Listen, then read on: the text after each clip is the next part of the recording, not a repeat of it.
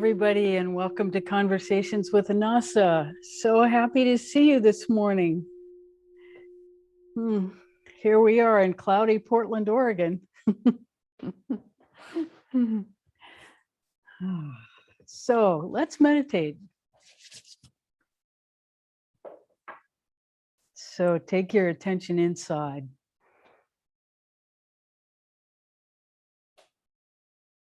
And one comment we want to make is that when we guide you to various energy centers and say, look inside, we actually mean that you imagine you have eyes that go to every energy center and actually look, because depending on how visual you are, there are things to see in each energy center, not for everyone, but depending on which are your primary sensory experiences, you will see with that perception. So when we say take your attention somewhere, we mean actually feel with all of your senses into that energy center and allow it to explain itself to you. And the reason we say this is because we want you to experience your energetic body in the way that it is present for you. And it may not be the same as the way it's present for Rebecca or for any other person on this call. So what we want you to discover is your experience of these energy centers. And usually they connect with at least one primary sense of yours.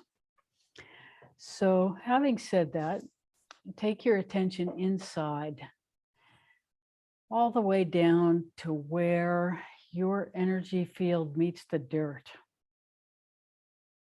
It doesn't matter if you're 10 stories up. You want to feel for that point where your energy center touches the earth. Because the very first thing we do as we start to meditate is ground ourselves where we are. And where we are is earth.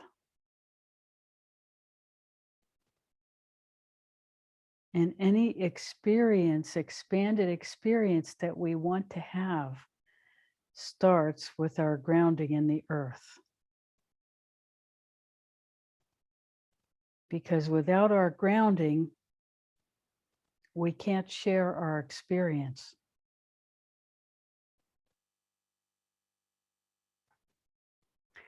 So feel into that energy center.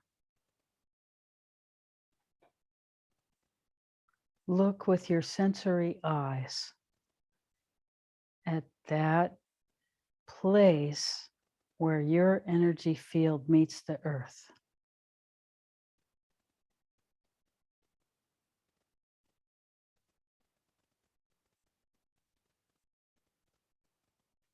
And hold your attention there. This is the ground of our being.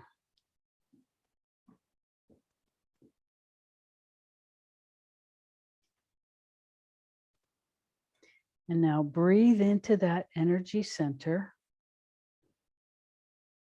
and hold your attention there between the breaths.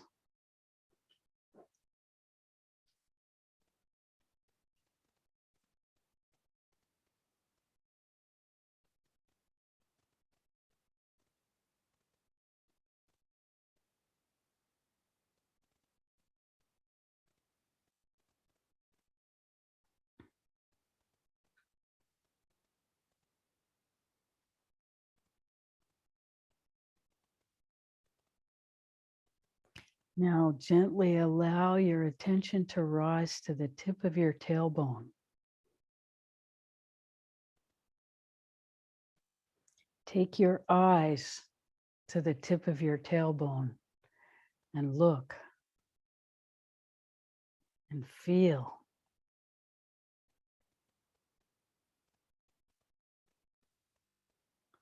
And hold your attention there.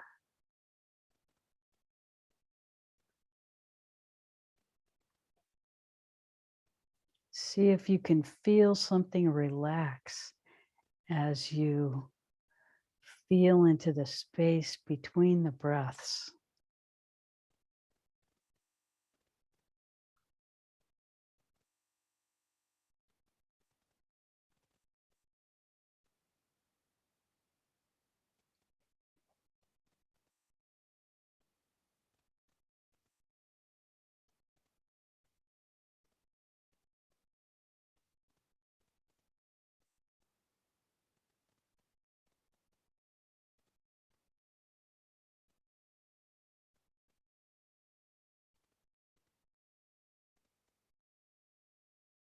When you're ready, gently allow your attention to rise up to the energy center just below your belly button.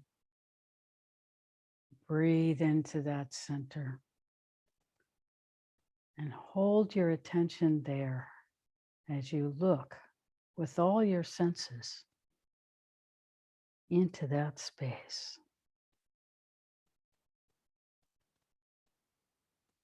Allowing and encouraging it to come alive.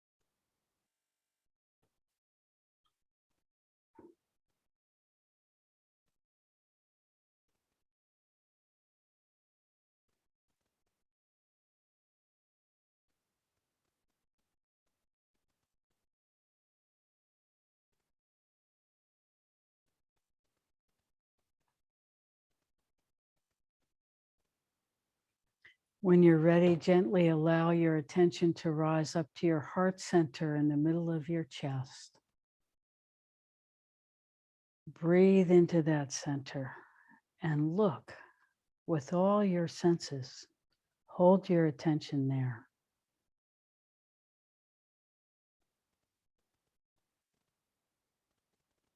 Feel for the space between the breaths.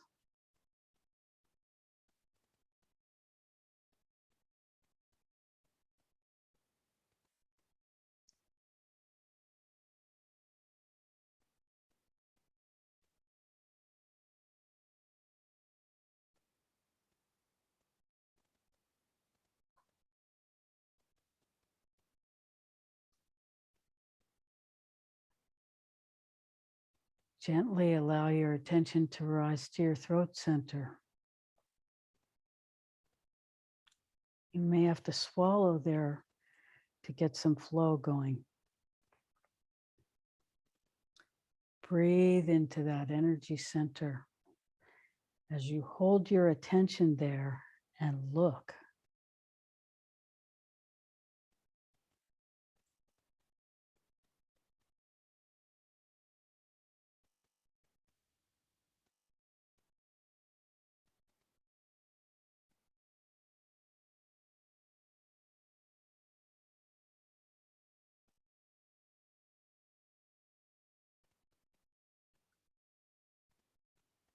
Gently allow your attention to rise up to your third eye, behind and between your eyebrows, in the center of your head. Look into that space.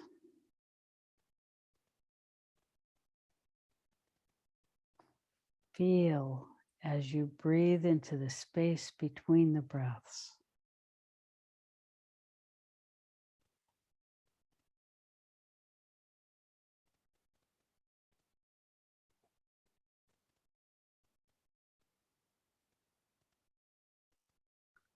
Gently take your attention to the top of your head.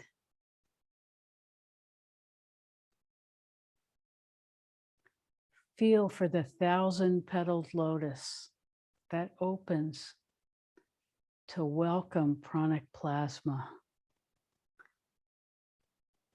the most refined healing energy available in the multiverse. You are standing under a shower of pranic plasma, dripping into every cell of your body. Allow yourself to become a sponge for this very beautiful energy, healing energy to come completely through you.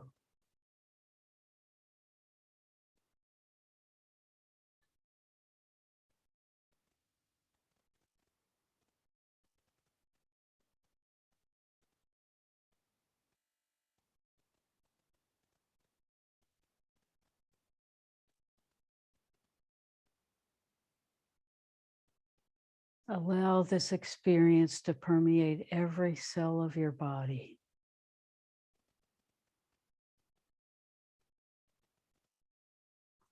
To bring it into a higher level of function.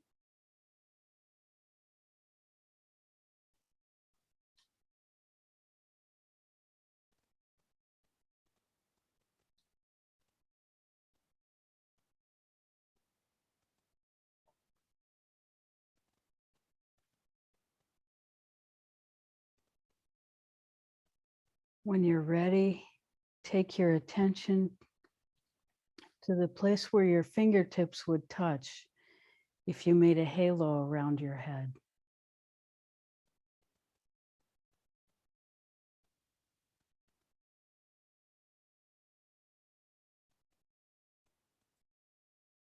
Feel into that energy center and breathe into it and look.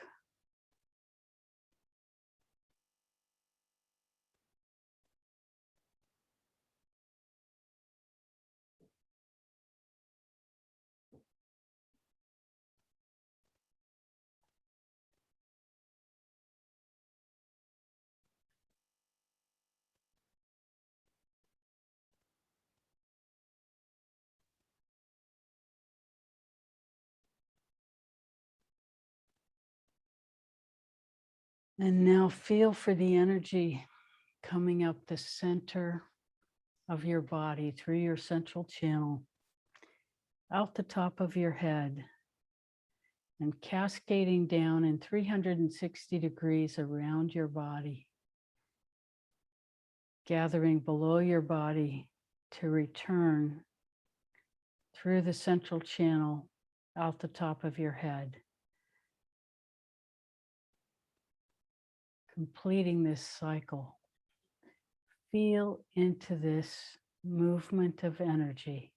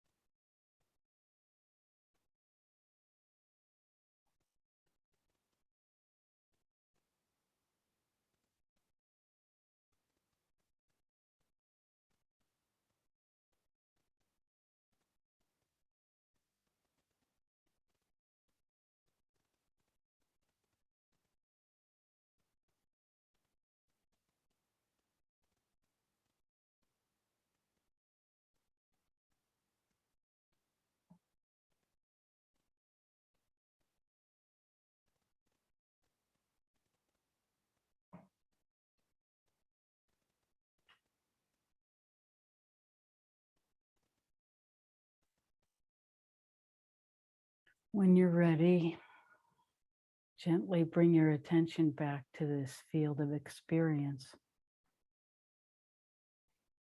And we'll begin to take questions.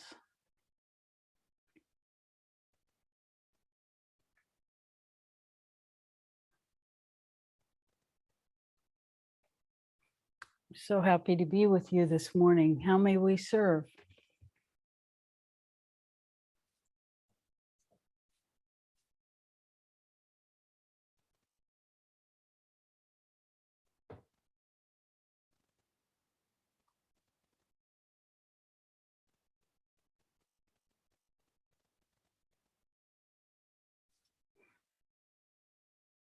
I know that meditation made everybody quiet.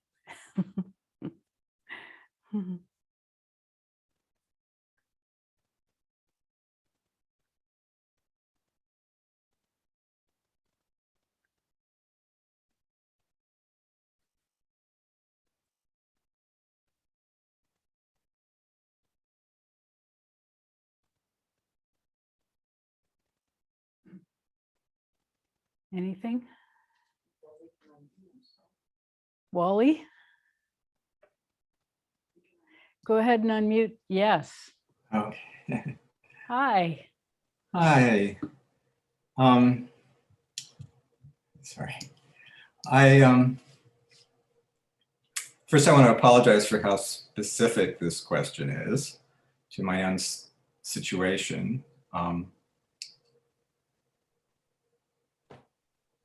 But I hope it has some broader application.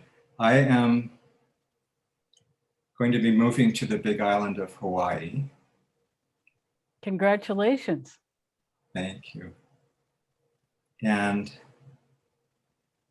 I would like to, I think the big island is well known for the spirits and deities that live there who are not always welcoming to outsiders. And I wonder how I could go about creating a relationship with them. Well, probably the bigger question is how could you avoid creating a relationship with them? Because they're there. And when you're there, you will automatically be in relationship with them. So the question is, what kind of relationship do you want to have?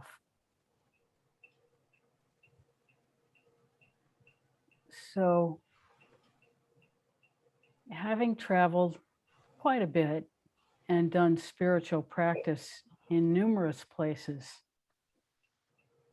in a sort of naive way,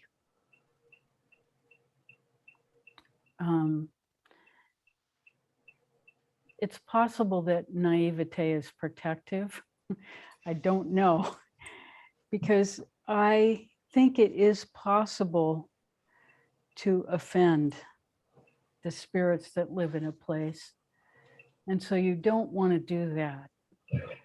And to me, what would be offensive is to make assumptions that our view of the world is the same as those beings. And so we would encourage you to be very open to learning and not make any assumptions about any judgments about what you encounter, to be open and always keep the highest in mind. So if your work is always for the highest best for yourself and everyone else, including those spirits and whatever belief system they impart to those who commune with them, if you are respectful, genuinely, there's nothing to fear. That it has everything to do with holding an open field and at the same time being committed to your own work.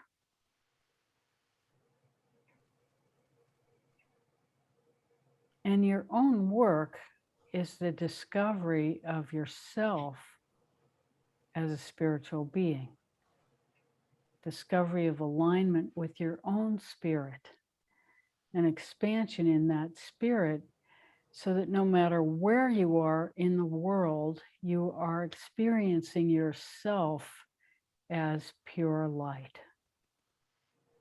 And wherever you are in the spectrum of the discovery of yourself as pure light, that you hold great reverence and respect for that in yourself.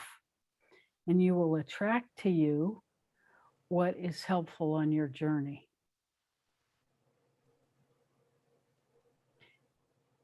And we all know that helpful comes in many forms, some of them quite challenging.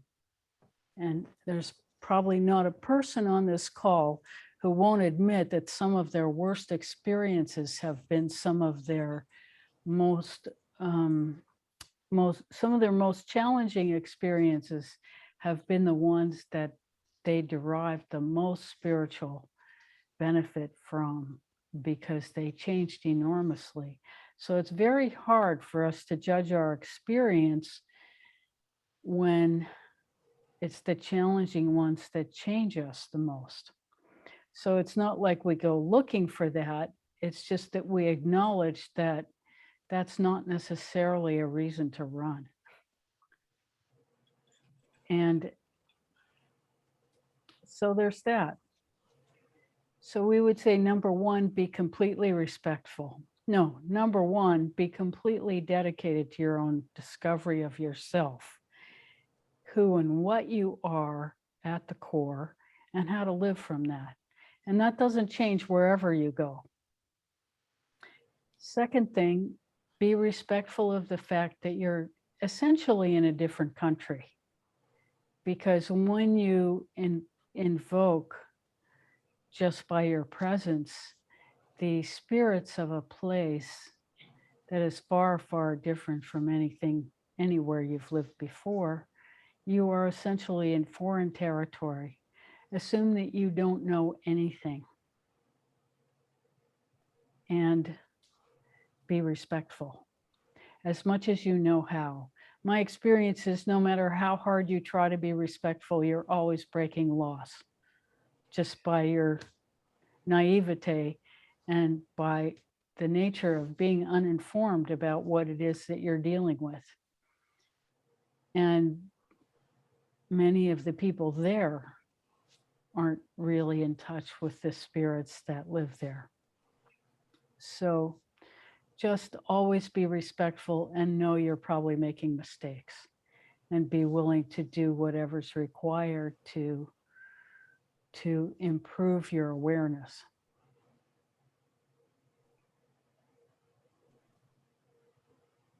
Main thing is to do your own practice and really, avail yourself of the opportunity to be in nature, to discover everything that's alive in nature and be part of that, to feel the water, all the different kinds of water that are available there, and how it interacts with the environment, to feel the different climates and what it is to be a human being in nature. Expand your awareness in that way, really discover the place you're going, and allow yourself to be changed by it, to be informed by it. Does this make sense? Yes. And the main thing is just to be open and not judgmental. And when something happens that you don't understand, be clear you don't understand it, and that's okay. And see if it will explain itself to you over time.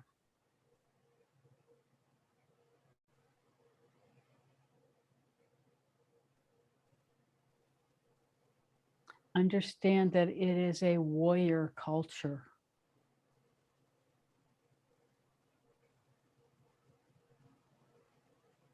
And allow yourself to discover what that means.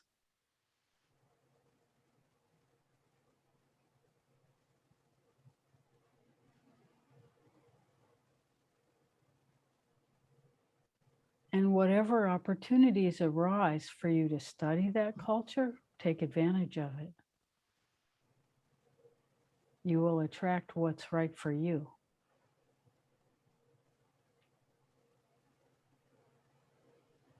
So you move carefully, without judgment, with complete dedication to your own practice, which is self-discovery, and that will not be out of alignment with anything that presents itself to you.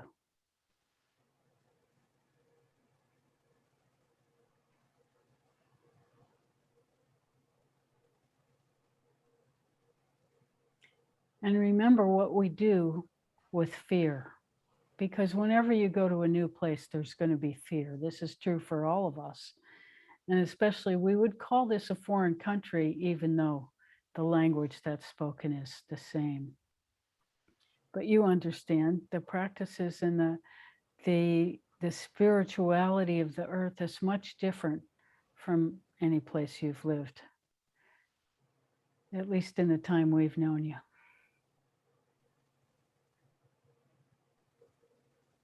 So whenever there's fear, the first thing you do is look around yourself and see if your life is in danger. Fear is our warning system to let us know that we're uncomfortable. So the first thing you do is say, is my life in danger?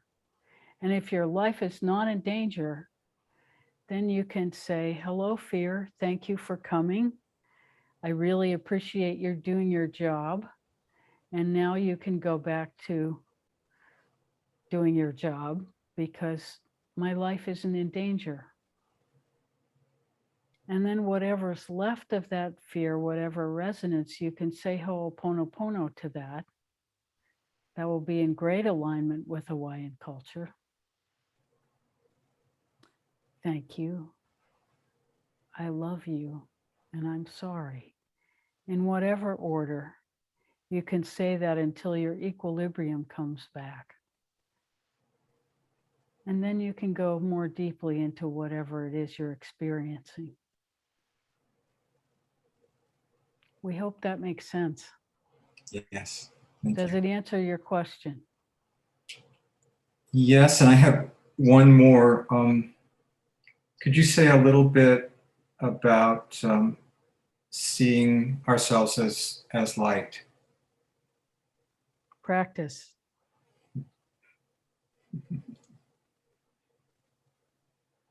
That's essentially what it is that you practice and you become aware of yourself over time as a light being. We are made of pure light. Our chakras are pure light.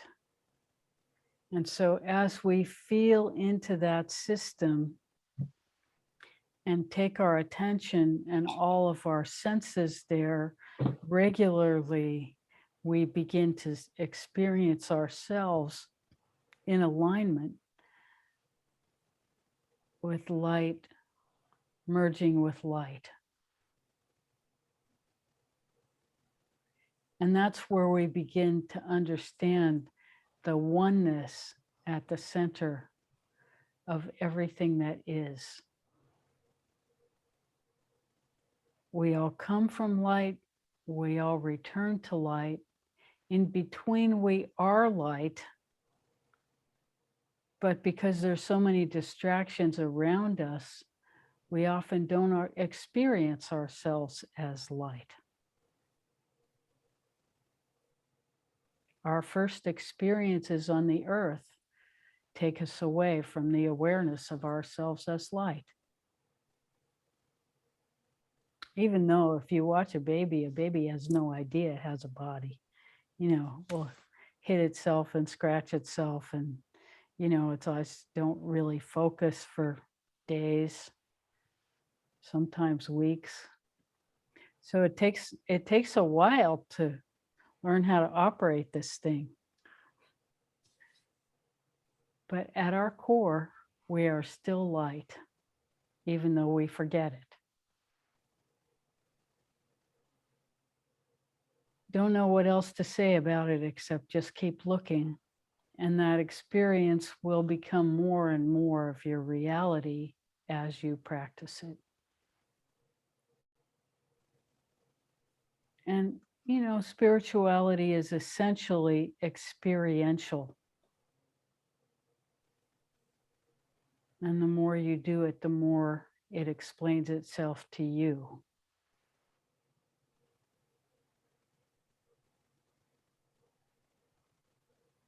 And truth is experiential.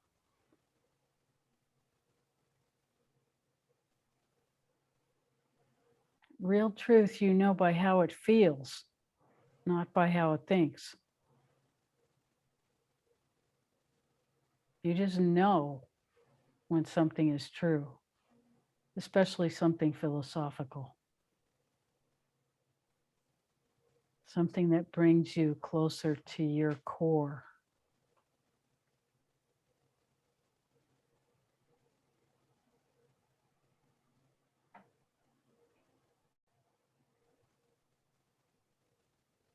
Light into light.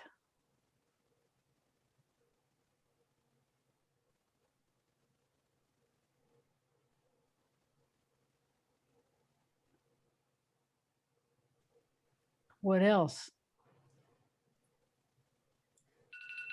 Thank you very much. You're welcome. How may we serve further?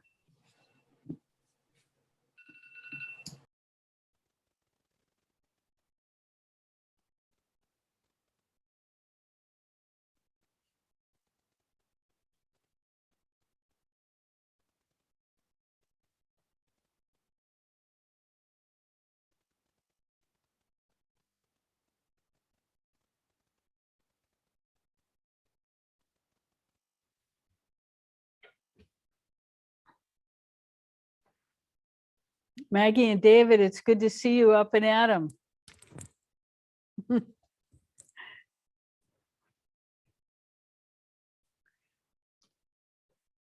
You look like you've rejoined the world.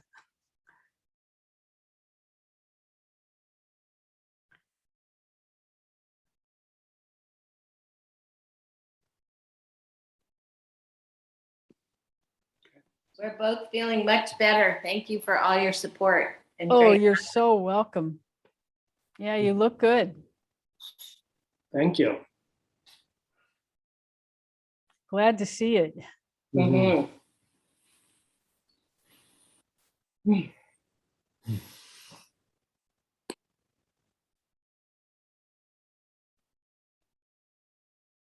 How may we serve further?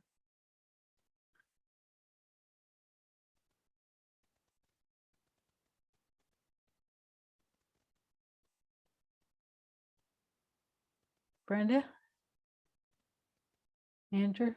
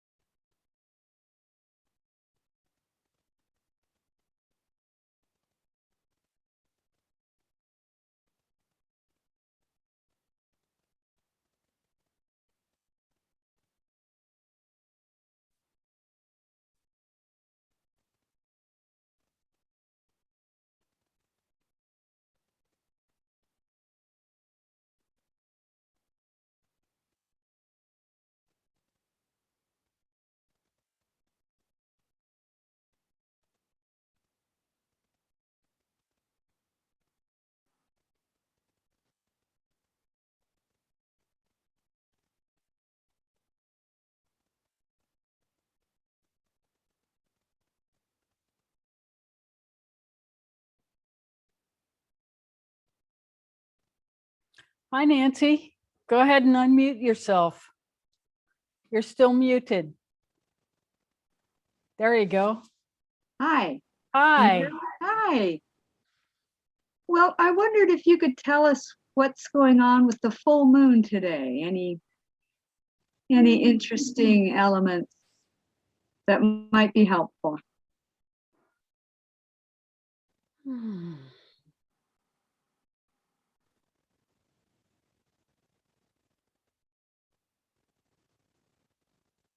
Well, I'm pretty sure the full moon is in Shatabisha. It wasn't Danista when I woke up this morning, but that was pretty early.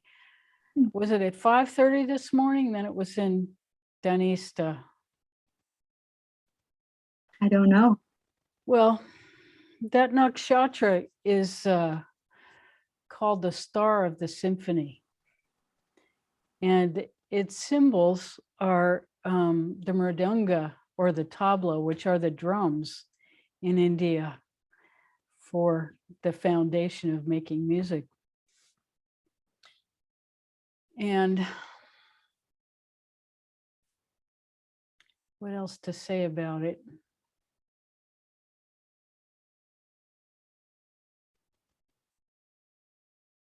People tend to have musical talent, especially be good at chanting, Hmm. chanting mantra and kirtan. People who have their moon in that nakshatra.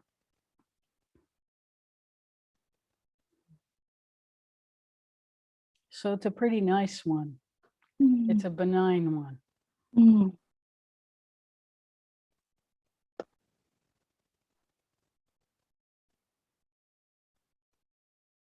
I'm just feeling a lot of very strong energy today. Little ungrounded.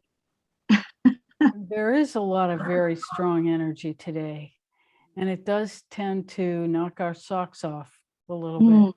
Feeling that way. Yeah, we've been having the same feeling. Well, I also Go I was ahead. just gonna I also know there's so much going on the planet that feels disruptive. Yeah, it's hard to know, if the planet has always been this busy or if we're just more aware of it because of our communication being so instant with everything in the world. But there is definitely the sense that things are speeding up and there's a quality of urgency. Now, Yeah. if one stays away from the media, Mm. then that urgency is a little bit less. If you just listen to newscasters for a few minutes, you start to feel that they're yelling. They're transmitting this sense of urgency and desperation. And, unless you really are mobilized in your emotional being, then Yeah. there's something, you're being less than human, is the feeling that you get that you have to give this your full attention. Yeah. And so if we take ourselves away from that, things calm down quite a bit. Mm. But even having said that, I know that you're very careful about your exposure to that. Mm. And even having said that, there is a kind of intensity is the word we'll use to the energy. Yeah. And, we can't ignore the fact that the pandemic has ramped up again and nobody has the energy to, go to where we were a year ago with it again. And Yeah. so there's this feeling of overwhelming fatigue, pandemic fatigue, Mm. and at the same time, no denying that there's a lot of energy and concern and ramping up of fear again. Yeah. And so that's part of what's out there. And then a lot of discord. you know, everybody has strong opinions that they feel are right. Yeah. And, you know, the more rigid people get in their views, the more difficult it is to have any kind of harmony anywhere. And so this rigidity is being, it's getting more, not less. And that has within it discord. Yes. I feel that. Yes. Yeah. And I think that's what we're feeling a lot of, is that people are very intense in their views and there's no room for disagreement. And so that makes it really an intense kind of chaos in terms of trying to relate to each other. And, you know, the only ways we can relate are being reduced again as the society begins to gradually, looks like, move toward less contact with each other rather than more again. It feels like it's an intensity for our own self-care.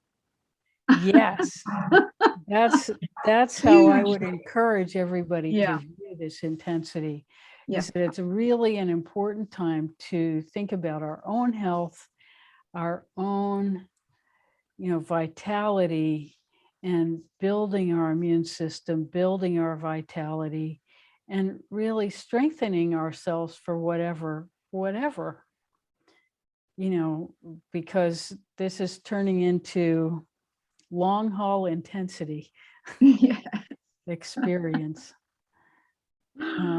intensity of change. Yes.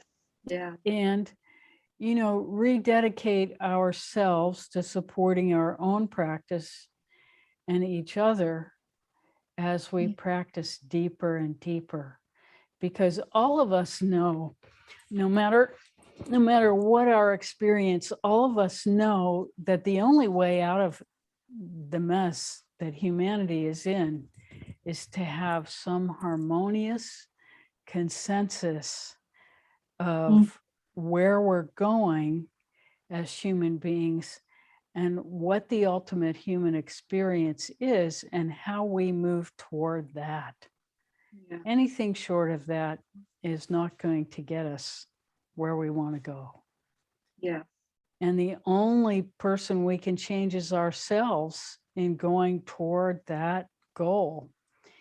And as we change ourselves, then the people that we communicate with, the people near us, notice that change and they want to participate too. Yeah. And this is the only way real change is going to magnetize itself into the field of our environment and really grow to make the whole thing change. And so we have to be really vigilant about our own psychic, mental, emotional, spiritual health and, you know, walk our talk. Pretty much. Pretty much. Thank you. Oh, you're so welcome. And we have to say we admire you. Oh, You work very hard and you have grown a lot in the time we've known you. And we just want to tell you that.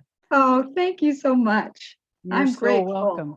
I'm grateful for all of this. It's become my life and it helps me so much. So thank you. You're Thank welcome. everybody. We're totally grateful for your participation.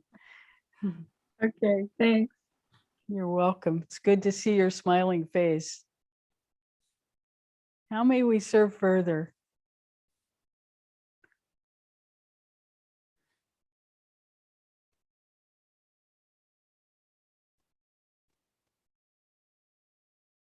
You know, we're really looking forward to the time when we can meet in person again. Don't mind Zoom so much, but, you know, it's nice to be in the same room. Suzanne, hi.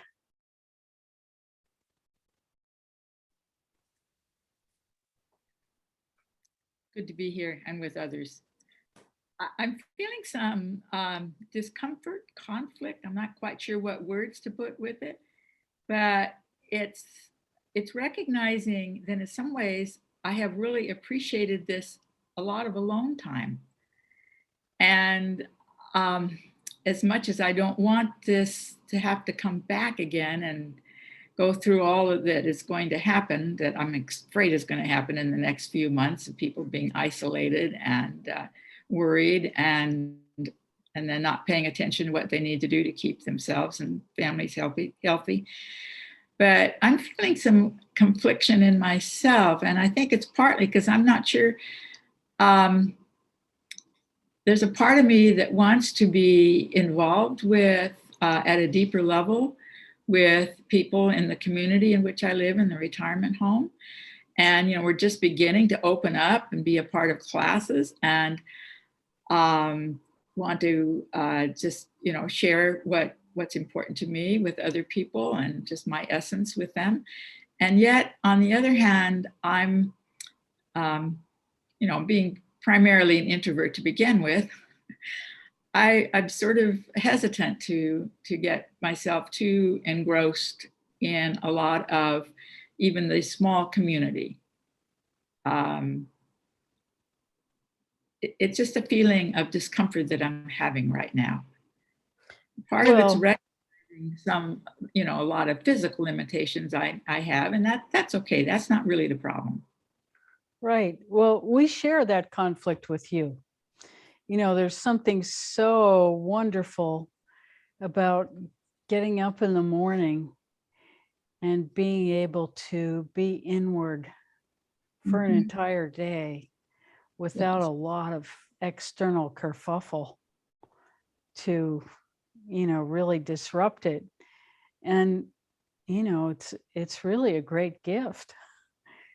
And when you recognize what a gift that is, and you've done it for a while, it's hard to go back to being sort of externally rotated and, having regular conversation.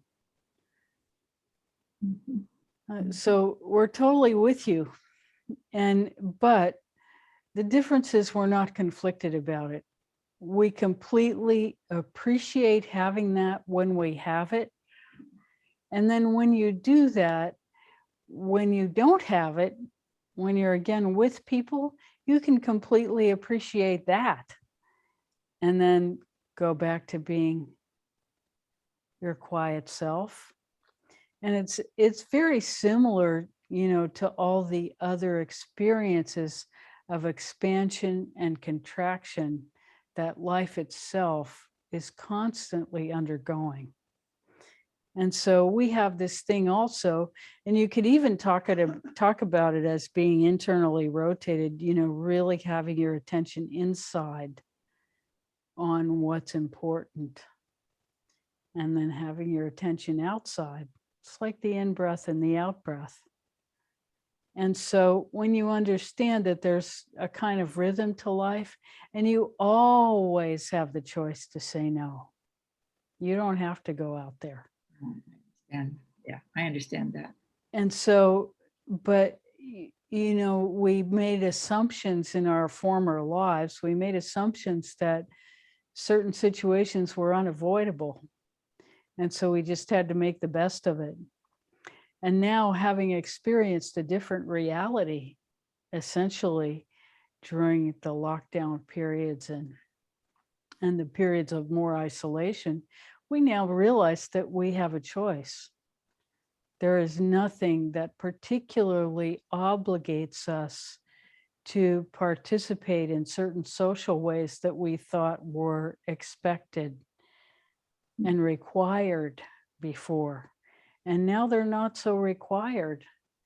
And so we have the choice to be a little bit more independent. And we see that that's sort of more the arena of where the conflict is. It's not a conflict in you about whether or not to be with people, but how you're going to tell them that you don't want to participate in this particular thing today. And we know you to be a very gracious person, and you will have no trouble. Because understand that many of the people in your environment are feeling the same way. Many are not. Many cannot wait to get back to the hustle and bustle of distraction from their inner.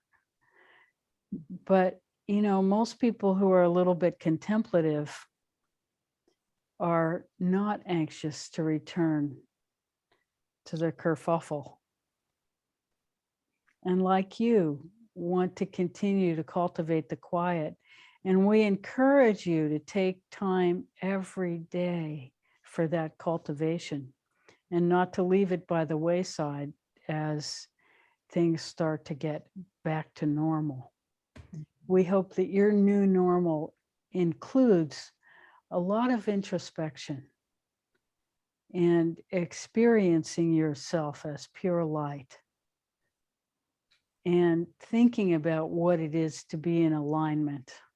You know, we totally encourage this because this is really how we begin to discover our own source and live in alignment with it. And from there, there is no conflict. You just are where you are, and you're always in here, no matter where you are. And so that's the place to get to. Thank you. You're so welcome. Such a delight to be with you. How may we serve further?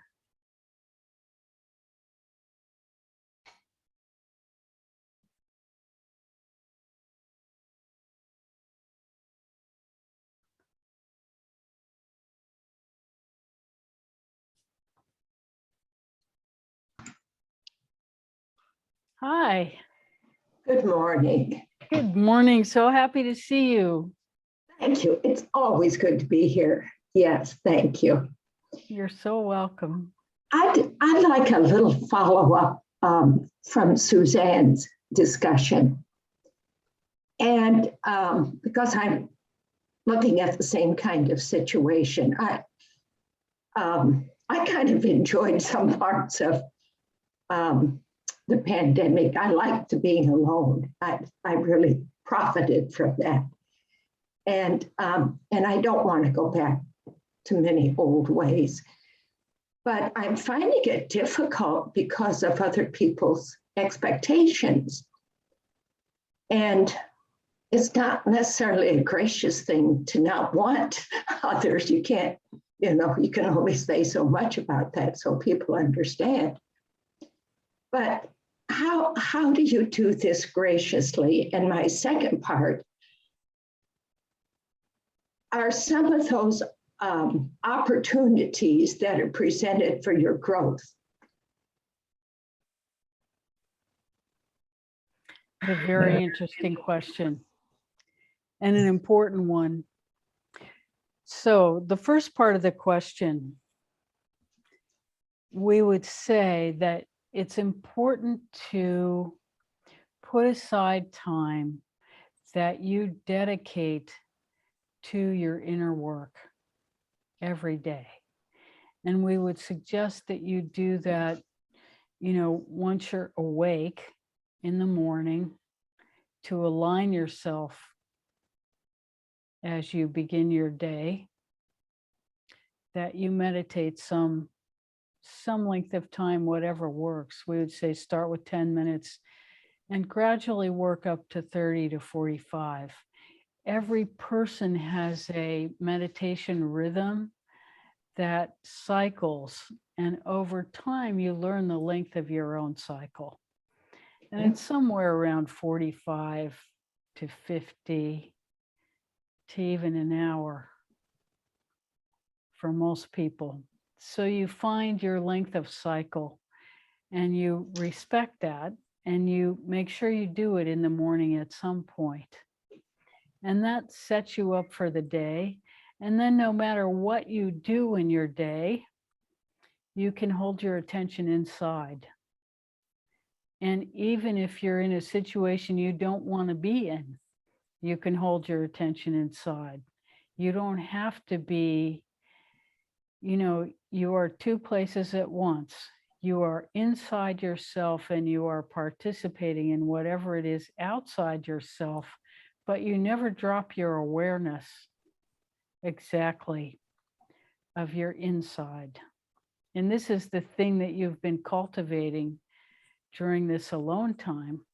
And so being with others can be practice for whether you can sustain that when you're in a field of distraction. So in that way, it can be an opportunity. Now, the other question is, how do you know an opportunity for growth in the external world? An opportunity that will help your inner growth. How do you recognize that? And you recognize that there are several things you can do. One thing is you can sit with it in meditation and just allow your own feelings about it to pass by without judgment and just settle into meditation in allowing whatever opportunity, the awareness of that opportunity to just dissipate and get really quiet so you're in your own state. And then when you come out of meditation, you may have a different idea about it. The other thing you can do if you really don't understand if it's good for you, if it's in your highest best interest to commit to some participation in something, then you can always go to the Annassa temple and ask. You can, you formulate your questions so that it's very clear, you're very clear what you're asking. And then you don't exactly expect an answer in the moment that you ask the question in the Annassa temple. You sort of leave your question there. And then you go back to your life and you will discover that the answer will come to you in a moment when you're least expecting it. Like when you're folding laundry or cooking a meal or, doing some mundane task, suddenly the answer to your question will come and you will know it's the truth. But you wait, you can afford to wait until you know the truth of your own response if it's something that involves some commitment of time and energy. And most of the time, these situations are mixed, so it's not clear on the front side whether it's going to be of benefit to you to participate or not. And so you take your time and make a considered decision. And if you're still not sure, then you can commit to something less than what's being asked and sort of get more flavor of what it is that's happening and gradually learn and immerse yourself in that way. Does that answer your question? Kind of. So tell me more. Well, I think I see a pattern of my difficulty or my feeling of unrest. Maybe that's it, because it's like I want to get away. And I really like to be alone. I need to say that because I too live in community. And I like it because I can go out and be with people. At least I did when I first moved. But what I enjoyed the most was being by myself. And I've had some good resolutions. I've had some really profound things from that. But it's some of the types of habits that people have. And I'm seeing that in kind of where I'm with a certain kind of people. Does that make sense? Yes. Yes. And so it's kind of like there's something there I need to resolve, and I'm not quite sure. Yeah. Okay. Well, you could, We first of all suggest that you commit yourself to some time that's dedicated to your practice. That's no longer. I do every Yeah. morning. and Yeah, I we can have. tell. Yeah, Yeah, that's no longer negotiable for you. right. So you can acknowledge that commitment, and that's part of your life. So then other experiences, you can pick and choose. You don't have to pick up every routine that you had before and Okay. continue it. And you can graciously excuse yourself from even picking up those opportunities by, well, there are all kinds of ways to do it. You know, you can say, I've decided to do this instead of that. And that takes you out of the whole arena. Mhm. And you can even give good reasons why it makes sense to you for you to make a different decision. Or you can just say, I've decided, you know, we're just going to make something up, like say you belong to a bridge club that used to meet every week and they want to get back to it and you don't want to do it anymore. There are a few things you can do. One, you can find somebody else to take your spot. And best if you find somebody better, then, you know, then everybody's happy. And so that's one solution with that kind of thing. Or, you know, anything, you can just say, well, I've changed and this doesn't suit me anymore. People do change. Okay. And you can just tell the truth, or something that's so close to the truth that, you know, it actually elevates the experience for everybody, rather than the feeling that, you know, well, I'm too good for this now. You know, Yeah, yeah. so you know what we're talking about. You Yeah, want I to do. promote people as Mhm. you, and you might even tell people that, you know, I've been doing this inner practice and this no longer appeals to me anymore because I'm beginning to understand myself in a different way. And you might be interested in this too. Now that totally depends on the person. And you know as well as we do that that's not always Right. appropriate. Yeah, yeah. Thank So you so much. you're so welcome. We hope that helped. Right, we'll find out. Okay, keep us posted. Okay. How may we serve further? We love this. Hmm.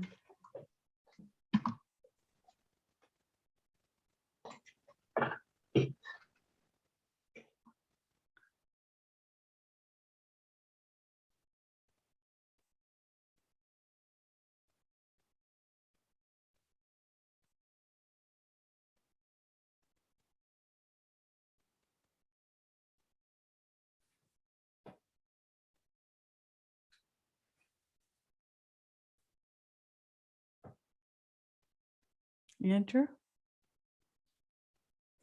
Okay. Brenda.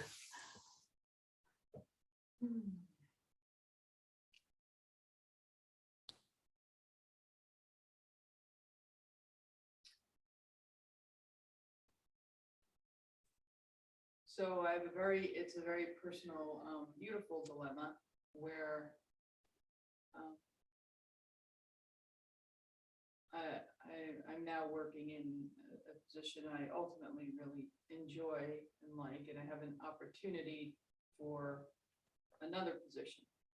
And I know in the past I have been loyal, like staying with the ship, even when even when it didn't externally, it didn't serve my best interest. Maybe I always learned something from it. And I'm loyal. I don't feel like I can leave once I'm in something, yet I'm appreciated and I'm flattered to be asked. And I'm just, I don't want to shoot myself in the foot, but again, I'm in a position where I'm loyal and I'm going to stay where my inkling is to stay where I am. And I guess the bigger question is, I mean, yes, there's that situation is, do I pass up things that are in my best interest for this ingrained sensibility of loyalty? You know, my dad would always say, you've given somebody your word and they're counting on you. And therefore you do. So that's the driver. I mean, there's other drivers too, but that's the primary driver, is the loyalty and the commitment to my word.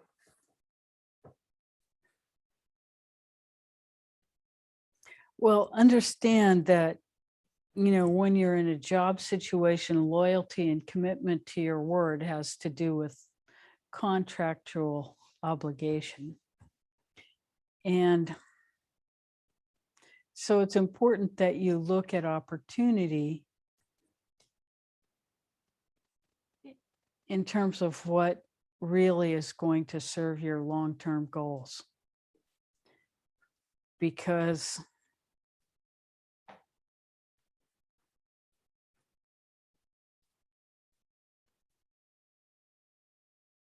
you know, short-term benefit may not serve the long term. It's hard to tell. You have to look carefully. You know, we would suggest that you not reject anything out of hand, that you look and see what really is being offered. We hope you heard the question, just in case. It's about, you know, being in a work situation where you're doing very well and offered something different outside of that situation that has been attracted to you. And, you know, is loyalty the most important thing in this situation?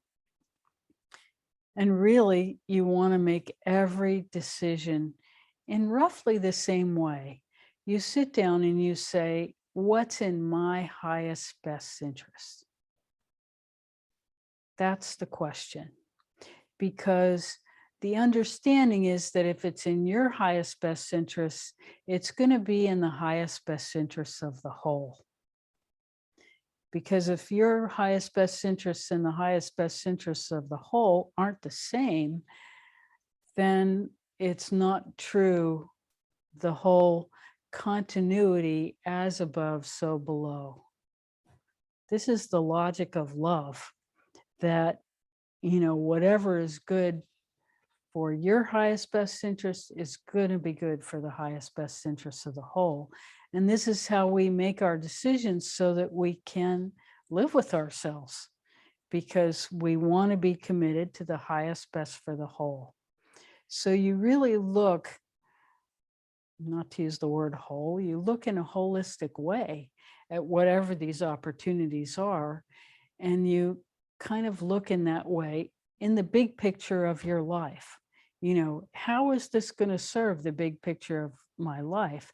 How is my service, you know, back to life in return for, you know, whatever I'm getting in this job? What is serving the highest in all of this? And if all things are equal, then, you know, things like loyalty they have more weight, because all things are equal. If things are very unequal, then you sit with your priorities and you really, really take stock and make a careful decision. We would suggest not just making a decision because it's easy and quick, but really look, you know, see what's being offered and see what it means, and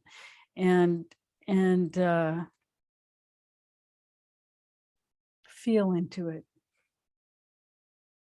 And you'll know you'll know what's best, what's in the highest best for you, for them, and for both.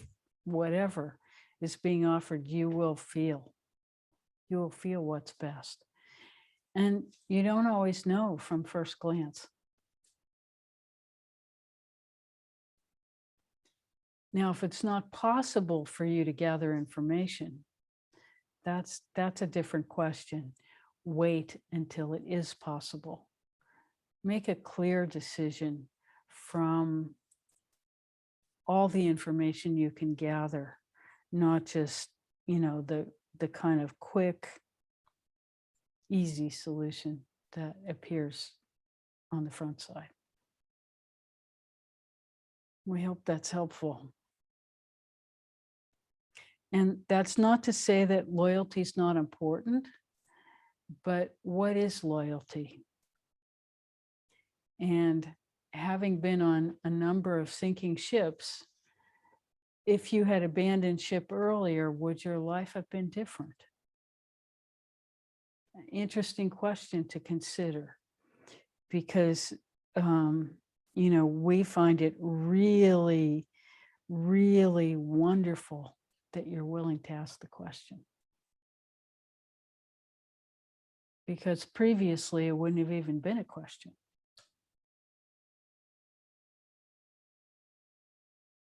So it's always good to challenge our matrix of belief, because we come away with either a stronger matrix of belief or a more refined one. So questioning the matrix of belief is always, always a good thing. Is loyalty to a commitment really the most important thing, especially in a culture where people are changing everything, on a dime all the time? Who are you in that? And why? And how do you decide which is what's most important? And it has everything to do with the highest best for the whole, and how you can be in alignment with your own divinity, which is the same as alignment with your highest best, which is the same as alignment with the highest best for the whole. And if you hold to that, you'll never have difficulty sleeping at night, because you'll be clear about what you've done and why you're doing it. And it will just get more refined over time, not less. And the opportunities that you get will have greater and greater impact on more and more people as you expand in that way. So these decisions are important.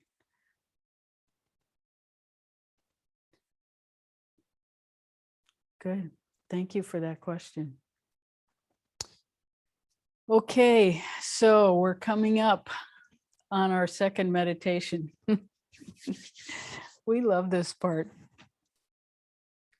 So for this meditation, we're going to start where we left off and just allow you to continue your own practice.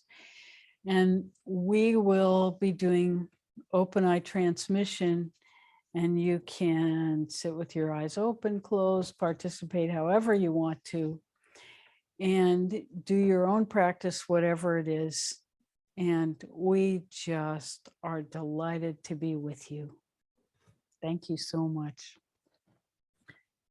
So we'll get quiet and go into meditation now.